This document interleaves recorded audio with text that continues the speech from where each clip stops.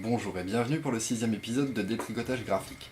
Cette semaine, j'avais prévu un sommaire aux petits oignons, mais je me suis rendu compte qu'il allait plus ressembler à une raclette hivernale un petit peu lourde qu'une légère salade de bord de mer. Aussi, je me suis décidé à aborder ces sujets comme un repas. Aujourd'hui, antipasti, l'histoire de l'art, la semaine prochaine, plat principal de composition, suivi d'un dessert d'analyse. Bon appétit. Si tous les hommes étaient pratiquement convaincus qu'une seule et même réalité peut paraître carrée d'un côté et de l'autre parfaitement ronde, les divergences de point de vue tourneraient moins vite en querelle. Elles devraient, dans leur opposition même, nouer le lien d'une compréhension réciproquement enrichissante.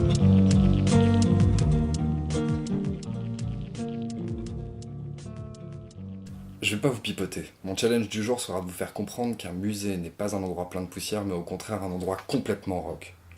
Chaque époque a eu ses punks et ses créateurs, et certains sont restés encore emblématiques aujourd'hui. Imaginez si Mozart était encore en vie aujourd'hui, ce qu'il pourrait faire de la musique. Enfin bon, commençons. Bon, on n'est pas en cours. Pas encore en tout cas.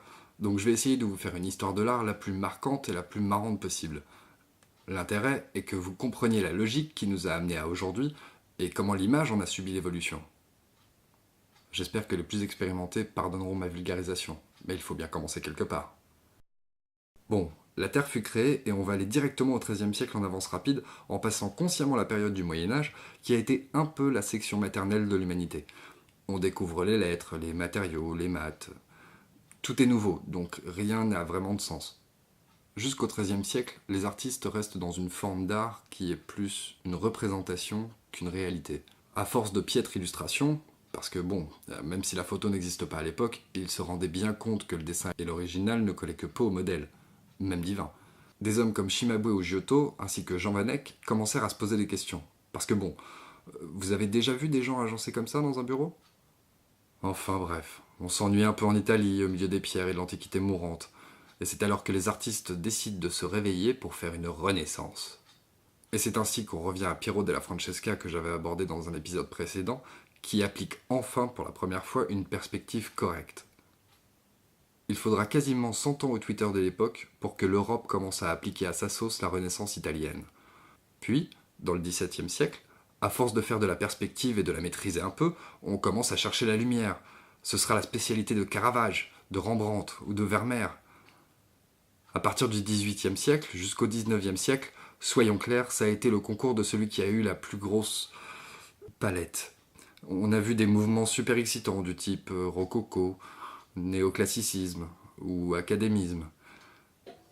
En fait, le plus excitant arrive au XIXe siècle grâce aux impressionnistes. Et il y a une raison assez logique à ça. C'est l'arrivée douce mais certaine de la photographie grâce à Nicéphore Niepce et à son premier cliché réussi en 1824.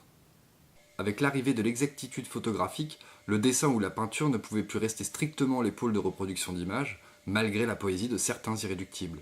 L'art du trait devait reprendre une direction propre, et ça n'a pas tardé. Le mouvement impressionniste est né de ce petit tableau, Impression soleil levant.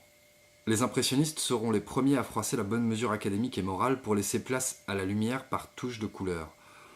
Puis vint le fauvisme qui décida de montrer le monde par des touches de couleur brutes.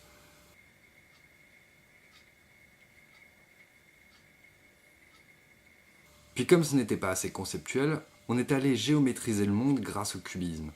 Ce mouvement est assez mal compris, mais il est pourtant très simple. C'est voir le monde à plat, comme un patron de couture déplié sur le chevalet.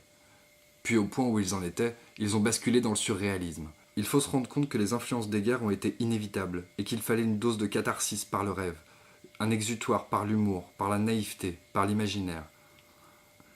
Malheureusement, depuis la Seconde Guerre mondiale, les mouvements se sont effacés au profit d'un mot un peu fourre-tout, l'art contemporain.